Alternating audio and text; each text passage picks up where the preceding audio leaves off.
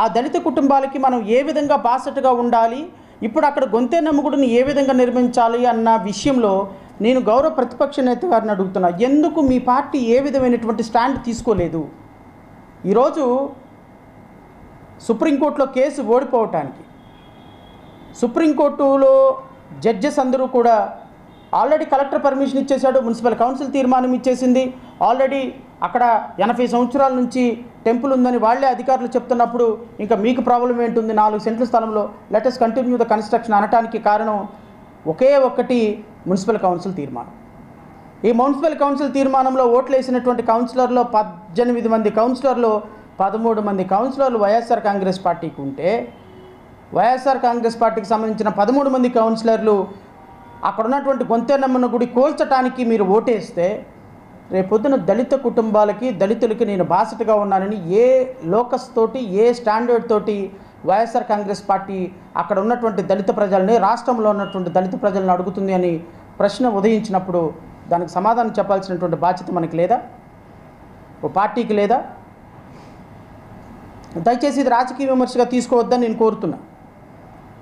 ఒక పక్కేమో రఘురామకృష్ణంరాజు గారు దీన్ని విపరీతమైనటువంటి పొలిటికల్ సినారియోకి తీసుకొచ్చి అక్కడ ఖచ్చితంగా నేను కట్టాల్సిందే అని చెప్పేసి ఒక పక్క ఆయన బిహేవియర్, ఇంకొక పక్క ఆదుకోవాల్సినటువంటి మీరేమో ఆదుకోనీయకుండా మీకున్న కౌన్సిలర్ల చేత ఓట్లు వేయించేసి అంటే ఆ పార్టీ రాజకీయం చేసింది, ఈ పార్టీ రాజకీయం చేసింది. నిజంగా అక్కడ ఉన్నటువంటి ఆత్మగౌరవాన్ని కాపాడడానికి ప్రయత్నం చేసినటువంటి మాలాంటి వాళ్ళు ఎంతవరకు మేము ప్రయత్నం చేయగలం? ఎంతవరకు మా స్థాయి ఉంటుంది? హైకోర్టులో కేసులు వేయగలం, సుప్రీంకోర్టులో కేసులు వేయగలం. కానీ కేసులు వేసిన సందర్భంలో అక్కడ ఉన్నటువంటి అధికారులు, మీ కౌన్సిలర్లు సభ్యులు, మీకున్న కౌన్సిల్ సభ్యులు మీరందరూ కూడా ప్రభుత్వానికి అనుకూలంగా ఓటేసి, అదే నేను చెప్తున్నా, కేంద్ర ప్రభుత్వం భారతీయ ఎన్డీఏ ప్రభుత్వంలో పెట్టిన ప్రతి అంశానికి జగన్మోహన్ రెడ్డి గారు ఓటేస్తారు. ఇక్కడికి వచ్చి లేదు మేము జనరేషన్ 2 ఉద్యమానికి జన్జీ ఉద్యమానికి మేము మద్దతు ఇస్తున్నామంటారు. ఒక పక్కేమో రాజ్యసభలో అక్కడ మీరు వాళ్ళకి కావాల్సిన ఓట్లు వేస్తారు, ఇంకో పక్కేమో మళ్ళీ రోడ్ల మీదకి వచ్చి పోరాటం చేస్తారు. Where is the balance between these 2 things? ప్రజలు ఎలా అర్థం చేసుకోవాలి?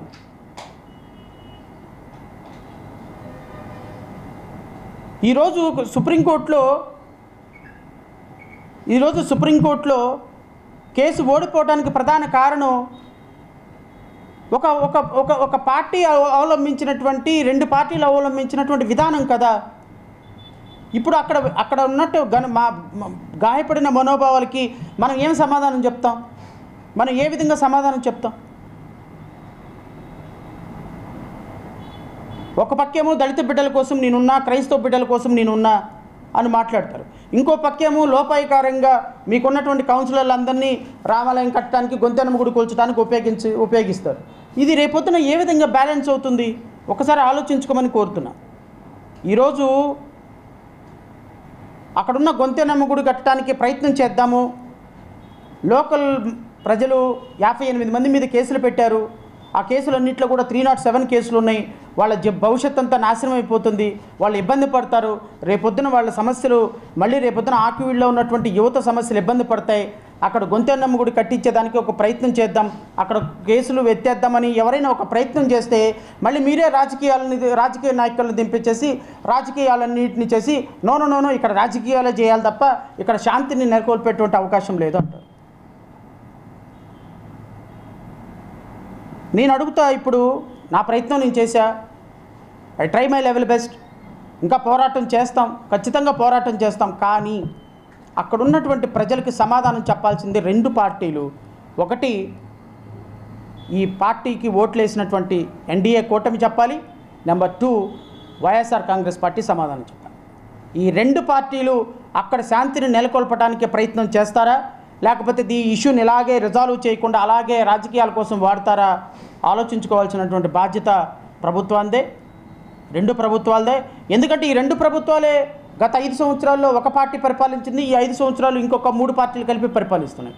ఈ 4 ప్రధాన రాజకీయ పార్టీలకి Telugu Desam party, YSR Congress party, Bharatiya Janata party, Janasena party, ఈ నాలుగిటికి కూడా అక్కడ ఉన్నటువంటి ప్రజల మనోభావాలు దెబ్బ తినకుండా వాళ్ళల్లో శాంతిని నింపాల్సినటువంటి బాధ్యత ఈ రాజకీయ పార్టీలకు ఉంటుంది. ఈ రాజకీయ పార్టీలు శాంతిని నింపకపోతే అక్కడ భవిష్యత్తులో జరగబోయే పరిణామాలకి పూర్తిగా బాధ్యత వహించాల్సింది ప్రతిపక్ష పార్టీలు, పాలకపక్ష పార్టీలు. ఈరోజు జరిగినటువంటి హీరింగ్లో we tried our level best to convince the honourable supreme court. But finally supreme court చూసేది అధికారులు ఇచ్చిన పర్మిషన్స్, కలెక్టర్ ఇచ్చినటువంటి పర్మిషన్, కౌన్సిల్ ఇచ్చినటువంటి తీర్మానం, మున్సిపల్ కమిషన్ ఇచ్చినటువంటి పర్మిషన్. సో ఆటోమేటిక్గా ప్రభుత్వం ఏదైతే చెప్తుందో జడ్జెస్ కూడా ఖచ్చితంగా వాళ్ళ అధికారులు ఏదైతే చెప్పారో అధికారులు బేస్ చేసుకొని జడ్జిమెంట్ ఇస్తుంది. కానీ ఈ ప్రజల కోసం, ఈ దళిత వర్గాల ప్రజల కోసం, ఈ బహుజన వర్గాల ప్రజల కోసం, ఈ క్రైస్తవ వర్గాల ప్రజల కోసం మీ సమస్యల కోసం నేనున్నా అన్న సందర్భంలో 57 మందిని అరెస్టు చేసి లోపల వేసినప్పుడు వైఎస్ఆర్ కాంగ్రెస్ పార్టీ రాలేదు. వీళ్ళకు ఊళ్ళు ఖాళీ చెప్పించి వాళ్ళని రోడ్ల మీద పడి వాళ్ళని కొట్టి ఊళ్ళు దాటించినప్పుడు వైఎస్ఆర్ కాంగ్రెస్ పార్టీ రాలేదు. అక్కడ గొంతెనమ్మను గుడి రాత్రిపూట 400 మంది పోలీసులను పెట్టి కూల్చినప్పుడు వైఎస్ఆర్ కాంగ్రెస్ పార్టీ రాలేదు. అక్కడ ఉన్న దళిత బిడ్డల ఆత్మగౌరవాన్ని నిలబెట్టడానికి వైఎస్ఆర్ కాంగ్రెస్ పార్టీ రాలేదు. హైకోర్టులో మేము కేసులు వేసినప్పుడు వైఎస్ఆర్ కాంగ్రెస్ పార్టీ రాలేదు. సుప్రీంకోర్టులో కేసులు వేసినట్టు వైఎస్ఆర్ కాంగ్రెస్ పార్టీ రాలేదు. మరి ఏ విధంగా రేపొద్దున వైఎస్ఆర్ కాంగ్రెస్ పార్టీ దళిత క్రైస్తవుల ఓట్లు అడగటానికి సిద్ధంగా ఉంటుంది ఈ రాష్ట్రంలో? ఇది ఒక చాలా చిన్న సమస్య. కానీ దురదృష్టం ఏంటి అంటే కొన్ని కోట్ల మందిలో ఈ సమస్య ఒక ఎమోషన్స్ని క్రియేట్ చేసింది. ఒక పక్క తెలుగుదేశం పార్టీ, ఎన్డీఏ కూటమి దళిత పిల్లలకు వాళ్ళకి న్యాయం చేయడంలో విఫలం చెందారు. ఇంకొక పక్క వైఎస్ఆర్ కాంగ్రెస్ పార్టీ విఫలం చెందింది. ఈ రెండు పార్టీలు కలిపి అన్ని వర్గాల ప్రజల్ని నాశనం చేసేటువంటి ప్రయత్నం చేస్తే రేపొద్దున ప్రజలు ఎవరిని నమ్మాలో అర్థం కాని పరిస్థితి. నేను ప్రజలను కూడా తేల్చుకోమని అడుగుతున్నా. ఇలాంటి వ్యక్తులకు మీరు ఓటేద్దామంటే వేయండి, నో ప్రాబ్లం. ఈరోజు మీకు తన్నినా రారు, కొట్టినా రారు, పొడిచినా రారు, బళ్ళకు కట్టి ఈడ్చుకెళ్ళినా రారు, మృగాల్లాగా మిమ్మల్ని ట్రీట్ చేసినా రారు, మీ మీద కేసులు పెట్టినా రారు, మిమ్మల్ని రిమాండ్ పెట్టినా రారు, మీ గుళ్ళు పగలగొట్టినా, మీ గోత్రాలు పగలగొట్టినా, మీ ఇళ్ళు పగలగొట్టినా ఏ రాజకీయ పార్టీ వచ్చే పరిస్థితిలో లేదు. కానీ రేపొద్దున ఓట్ల కోసం వచ్చినప్పుడు మాత్రం మీరందరూ కూడా చర్చల్లో దీపాలు ఆపి ఆ పార్టీలకు ఓట్లు వేయించండి. కేసీఆర్ గారు ఎప్పుడు ఒక మాట అంటుంటారు, మా ఇంట్లో గడ్డి తిని పక్కింట్లోకి వెళ్ళి పాలిస్తే అట్లా నువ్వు నా ఇంట్లో గడ్డి తిన్నప్పుడు నాకే పాలు ఇవ్వాలి కదా అని. నేను ప్రజలను కూడా అడుగుతున్నా, మీకోసం పోరాటం చేసే వాళ్ళని వదిలేసి, మీకోసం కష్టపడే వాళ్ళని వదిలేసి, మీ ఆత్మగౌరవాన్ని మా ఆత్మగౌరవంగా ఫీల్ అయినటువంటి మాలాంటి వాళ్ళని వదిలేసి మీరు రేపొద్దున ఎలక్షన్లో కూడా ఎలాంటి వ్యక్తులకు ఓటేస్తే, ఎలాంటి వ్యక్తులు ఈ సందర్భం ఇంకప్పుడు రాకపోతే దేనికోసం ఏదైనా అడగండి. 2024లో చూసుకుందాం, 2029లో చూసుకుందాం. అధికారం వస్తే మేము చూసుకుంటాం. అధికారం వస్తే చూసుకునేది ఏందే? ఈరోజు 1,10,00,000 మంది దళితులకు అన్యాయం జరుగుతుంది, ఏం చేద్దాం? ఈరోజు వాళ్ళ ఆత్మగౌరవం రోడ్డు మీద ఉంది, ఏం చేద్దాం? వాళ్ళ సమస్య ఎట్లా అడ్రస్ చేద్దాం? దగ్గర కూర్చోబెట్టి మాట్లాడదామా? ఏం చేద్దాం? ఏదో ఒక ఆలోచన చేయాలి. బట్ ఇష్యూ మాత్రం రగలాలి. మాకైతే మాత్రం వాళ్ళు రాజీకి వస్తానంటే లోకల్ రాజకీయ నాయకులు రానివ్వరు. ఎందుకు? ఇష్యూ సాల్వ్ అవ్వకూడదు, వాళ్ళకి రగలాలి ఇప్పుడు ఇష్యూ. మరి రగులుతున్నప్పుడైనా మీరు వచ్చి సమస్య పరిష్కారం చేస్తారా? నో.